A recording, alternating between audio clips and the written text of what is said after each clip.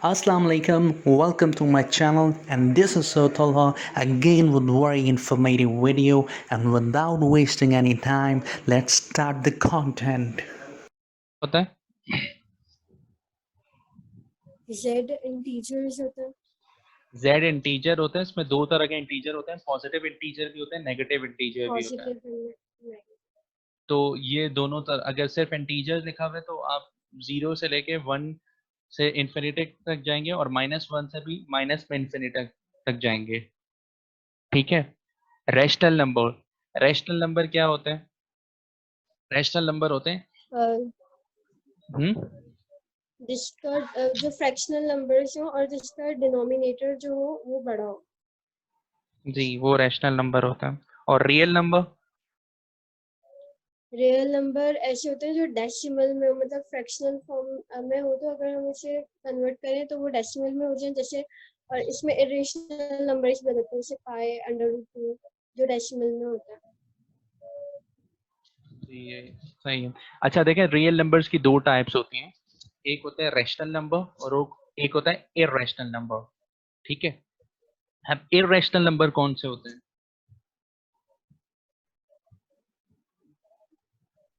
Irrational numbers वही होते हैं जैसे पाई हो गया, √2 हो गया, वो भी डेसिमल में ही होता है। इररेशनल नंबर सिर्फ ये दो ही होते हैं, पाई होता है और अंडर रूट में जो वैल्यूज होती है वो इररेशनल नंबर होते हैं। ठीक है। और irrational number can not be written in a fraction, ये फ्रैक्शन में नहीं होते। ठीक है। और ना नॉन जीरो होते हैं।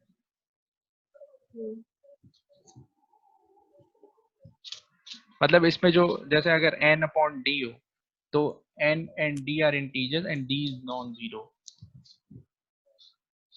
ठीक है। और रैशनल नंबर क्या होता है, इसकी एग्जांपल्स दें मुझे।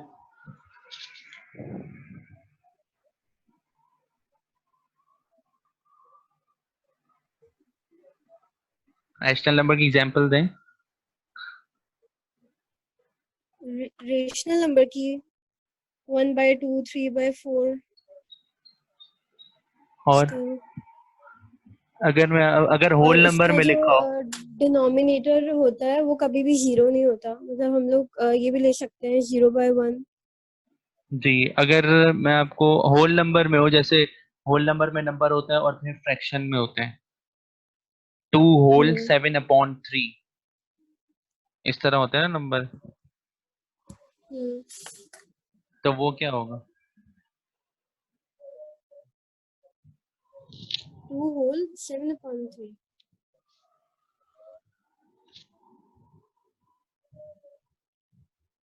ये होगा, इरेशनल होगा।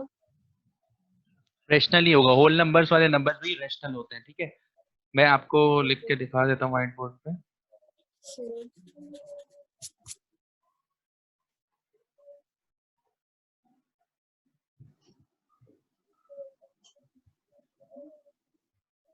सर यहाँ पर प्राइम नंबर नहीं दिए हुए, आप प्राइम नंबर भी क्लियर कर दो, इसमें मुझे थोड़ी कंफ्यूजन होती है। ये इस तरह होता है होल नंबर्स।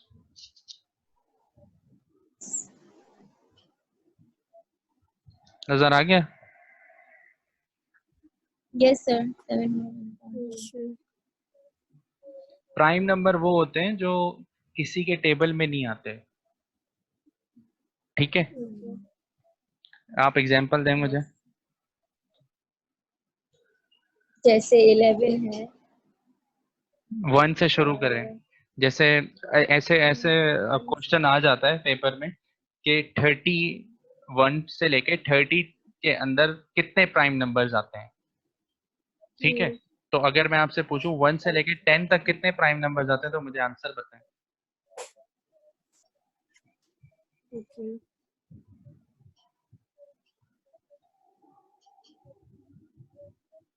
फोर आते हैं, सिर्फ 4। लेकिन देखें जैसे कि हर टेबल होता है, जैसे 2, 3, 5, 6 ये सारे नंबर्स तो टेबल में आते ही है ना, मतलब जिसका टेबल होगा वो तो नंबर हो गई।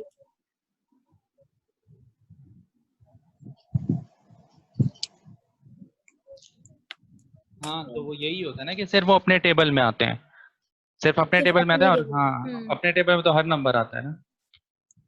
अच्छा, जैसे कि 2 हो गया, 2 भी आई थिंक प्राइम नंबर ही होगा। जी 2 प्राइम नंबर है। 3 भी नहीं आता कहीं। ये सारे मैं लिख रहा हूँ देखें। 4 भी आता है। 2 3 5। आपको ये नजर आ रहे हैं व्हाइट बोर्ड पे? Yes sir. Yes sir. तो ये ओके। सारे हैं।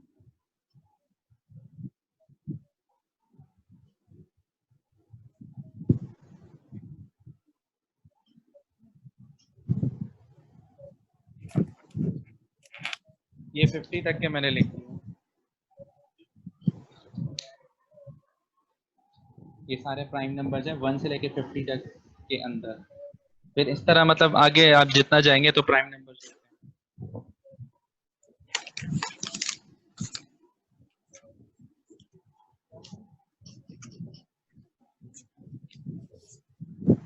अच्छा इंटीजर आपने पढ़ लिया। जीरो होता है, पॉजिटिव इंटीजर होता है, नेगेटिव इंटीजर होता है।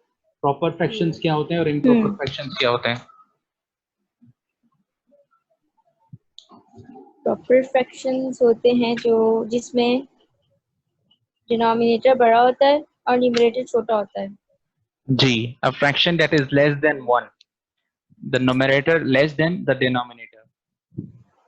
न्यूमरेटर छोटा होता है, डिनोमिनेटर बड़ा होता है, और वो फ्रैक्शन जाहिर सी बात है जब ये बड़ा होगा डिनोमिनेटर और न्यूमरेटर कम होगा तो लेस देन 1 आएगा। यस हाँ, पॉइंट्स में आंसर आता है फिर। जी। और इम्प्रॉपर? इम्प्रॉपर का सर बिल्कुल ऑपोजिट है, इसमें न्यूमरेटर बड़ा होता है और डिनोमिनेटर छोटा होता है, तो इसमें मोर देन वन आंसर भी आता है। जी है। जी इसका opposite है। यस। अच्छा अच्छा, तीन तरह सेट को आप लोग डिफाइन कर सकते हैं। एक तो होता है डिस्क्रिप्टिव मेथड। डिस्क्रिप्टिव मेथड का क्या मतलब होता है कि आप मतलब उसको वर्ड्स के अंदर डिफाइन कर रहे हो, ठीक है? बार करली ब्रैकेट लिखे हो दोनों तरफ और बीच में अपने और वर्ड्स में अंदर लिखो। वर्ड जो हाँ अंदर वर्ड्स हो। डिस्क्रिप्टिव मेथड का ये मतलब होता है, ठीक है? दूसरा tabular method. Tabular method we are dealing with tabular method usually. जो हम लोग यूज कर रहे होते हैं, नंबर्स लिखते हैं, एलिमेंट्स लिखते हैं, कॉमा, जैसे ये एग्जांपल दिए 2 4 6 8 10, तो ये टेबुलर मेथड है। हम लोग नॉर्मली टेबुलर मेथड ही यूज कर रहे होते हैं। Set builder method. Set builder method में ये x, ये सेमीकोलन x, ये e जो होता है ये belongs to capital capital E, ये उसका नाम है, सेट का नाम होगा capital E.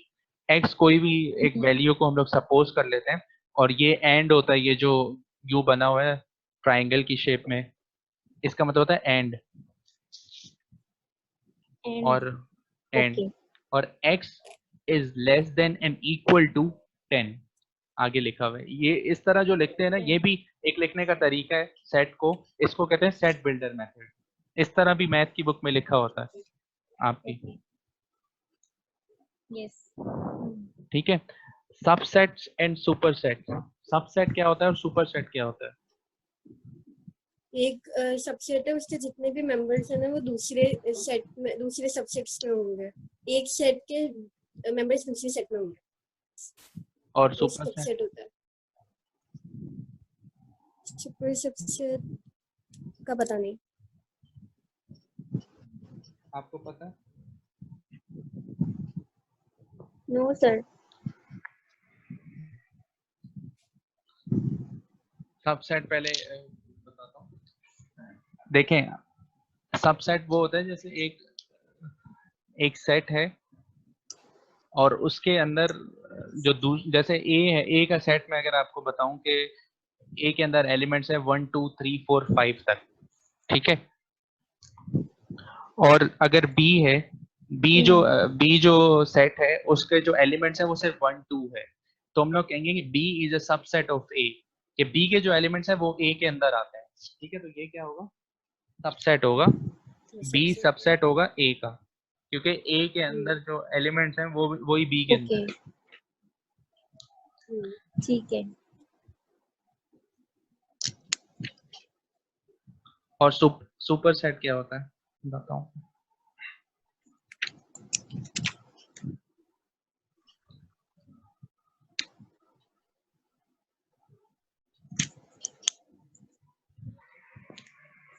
null set is a subset of every set of A. देखिए null set is a subset of every set of A. null set तो हर सेट का सबसेट होता है क्योंकि null में कोई एलिमेंट ही नहीं होता, ठीक है। और इसको लिखने का तरीका ये होता है, डिनोटेड बाय, लिखा हुआ है ना बी और इस तरह का निशान और नीचे एक ये किसका निशान है, सबसेट का। सबसेट का। Every non-empty set has at least two subsets, A itself and null set. Her empty set का दो सबसेट्स होते हैं, एक A खुद जो उसका एलिमेंट है और एक null set. If A contains n elements, then second different subsets can be formed from its element. मतलब अगर देखें, अब ये एक MCQs आता है, देखें अगर एक सेट जो है उसके अंदर n नंबर ऑफ एलिमेंट्स है, मतलब n मतलब कितने भी आपको खुद गिनने होंगे, मतलब जितने भी हों आपको उतने लिखने होंगे। फाइट, हाँ, n मतलब नहीं, नॉट लाइक फाइनाइट, बट जितने भी, जैसे मैं आपको एक सवाल देता हूँ कि a इज इक्वल टू, उसके अंदर उसका जो सेट है उसके अंदर 5 हैं एलिमेंट्स, तो आप n 5 लोगे तब, ठीक है। तो if a contains n elements, ठीक है, अब मैंने आपको a का सेट जो दिया उसके अंदर 5 एलिमेंट हैं, तो उसके सबसेट कितने होंगे, तो उसको कैसे निकालने का तरीका है 2 की पावर n। तो अगर मैं आपको 5 एलिमेंट्स का सेट दे रहा हूँ तो उसके मुझे सबसेट्स बताएं कितने होंगे। 32 होंगे, 2 की पावर 5। 32। 2 की पावर 5 32 होंगे जी। 32। ये भी आता है आपका MCQs में। सर सुपर सेट क्या होता है? सुपर सेट क्या होता है, हाँ, सुपर सेट ये होता है अगर दोनों एलिमेंट्स मैच नहीं हो रहे हो, ठीक है। अगर एक एलिमेंट, ए के जो सेट्स के एलिमेंट हैं वो बिल्कुल ऑपोजिट हैं, और नहीं नहीं ऐसे नहीं होता। ए के जो एलिमेंट्स हैं, जैसे ए के एलिमेंट्स में अगर मैं आपको बता रहा हूँ AEIOU है, ठीक है, ये 5 एलिमेंट्स है AEIOU, और बी जो सेट है उसके अंदर जो एलिमेंट्स हैं वो A से लेके Z तक है, ठीक है। तो हम लोग इसको कहेंगे A is a subset of B। A तो सबसेट है ना B का, क्योंकि A के जो एलिमेंट्स हैं वो सारे B के अंदर आ रहे हैं, तो A सबसेट है B का। लेकिन B क्या है, B is a super set of A। B super set है A का। ओके, सुपर सेट ये होता है, ठीक है। इसका मैं आपको तो भेज सर दूंगा। पहले वाले में A भी सुपर सेट हो जाना चाहिए था। हाँ, A पहले सुपर सेट ऑफ B। जी वही उसका ऑपोजिट होता है। सबसेट का जो ऑपोजिट होता है जिसके अंदर ज्यादा एलिमेंट्स होते हैं वो सुपर सेट होता है। इसका जो सिंबल होता है वो उसका ऑपोजिट होता है सबसेट का, ठीक है। मैं इसकी PDF आपके साथ शेयर कर दूंगा, इसमें है। अच्छा, proper subset and improper subset. Sir अगर हमसे कोई पूछे कि सबसेट और सुपरसेट की कोई डेफिनेशन, यही डेफिनेशन है। तो प्रिसाइज चीज है, ये कॉन्सेप्ट, यही डेफिनेशन है।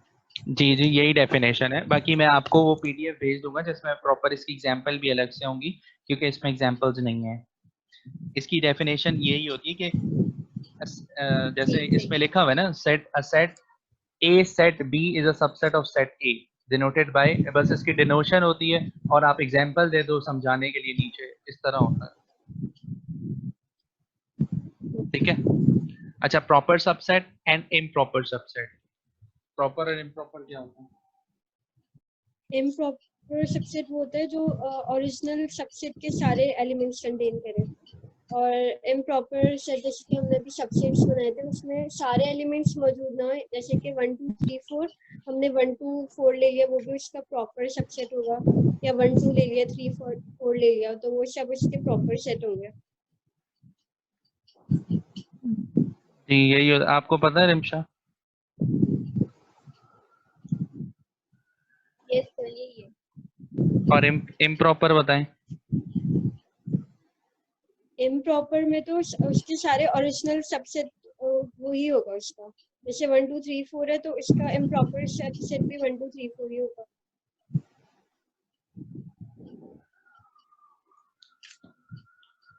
एग्जाम्पल दे मुझे।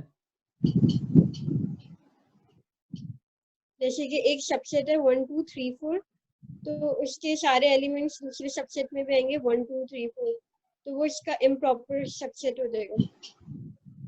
अगर मैं बोलूँ कि ए एक सेट है, ठीक है, हम्म, उसके एलिमेंट्स हैं 3 2 7 5 एंड 4 हम्म, और बी है 4 2 5, ओके। तो ये क्या होगा, प्रॉपर होगा या इम्प्रॉपर होगा?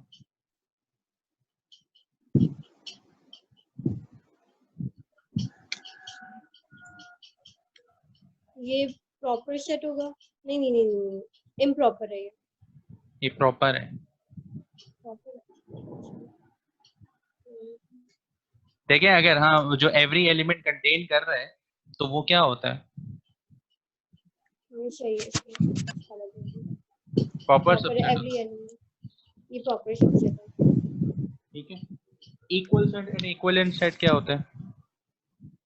इक्विवेलेंट, इक्विवेलेंट हो और इक्विवेलेंट ये जो लिखा हुआ है equal sets and equivalent sets. Equivalent वो होता है जिसमें इक्वल मेंबर्स हो, तो जिसमें दोनों एलिमेंट्स, जो दोनों सेट में जो दोनों के एलिमेंट्स हैं वो नंबर्स सेम ऑफ है, एलिमेंट्स हो ना, वो सेम वो हो। इक्विवेलेंट होगा। जी ये सही है। यूनिवर्सल सेट्स, यूनिवर्सल सेट जिसमें सारे जैसे कि आप एलिमेंट्स, रमश बोलो पहले, तो तुम बोलो। चलें सारे जिसमें होंगे, जितने भी पॉसिबल एलिमेंट्स हो सकते हैं वो उस सेट में आ जाते हैं, इसको यूनिवर्सल सेट कहते हैं। नल सेट आपको पता है, एम्प्टी सेट होता है, disjoint set, if two sets do Yes. Not have an element in common तो उसको क्या कहते हैं, they are set to be disjoint sets. और a Disjoint set. Intersection b मतलब दोनों के अंदर कोई सेम एलिमेंट नहीं है तो डिसजॉइंट सेट है, और इन दोनों के अंदर जो सेम एलिमेंट है कोई नहीं है, नल सेट है। ठीक है, ओवरलैपिंग सेट्स कि अगर If you दोनों के feel अंदर like कोई। sharing this video, please go and do that for only spread the knowledge level. So on this note, I would like to say Allah Hafiz and take care, and don't forget to subscribe.